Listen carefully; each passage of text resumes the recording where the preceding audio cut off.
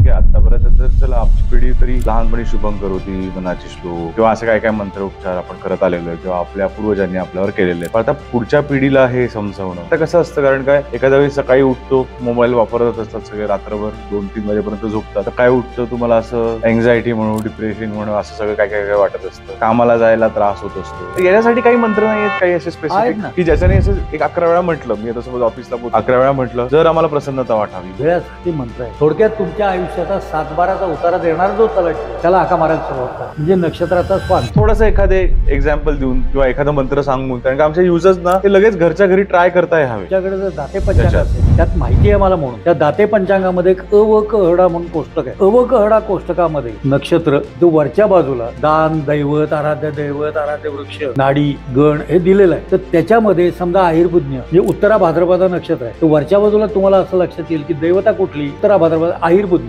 वृक्ष कुठला, कडुली, की तुमचं जे दैवत आहे नक्षत्राचं, जे राशीचं नाही म्हणत आहे, नक्षत्राचं, ती स्पंदनांची तुम्हाला गरज आहे. म्हणून ओम आहिर्बुज्ञाय नमः, ओम आहिर्बुज्ञाय नमः असं ज्या वेळेला उत्तरा भाद्रपदा नक्षत्राचा माणूस म्हणेल त्यावेळेला ती स्पंदनं निर्माण होईल. ओम आहिर्बुज्ञाय तुम्ही मनातल्या मनात, कारण भाषेचे 4 प्रकार आहेत, वैखरी, परा आणि कुठल्याही याच्यात म्हणा, ती स्पंदनं तयार व्हायला लागली की तुमच्या शरीराला ज्याची गरज आहे ते मिळत राहतं.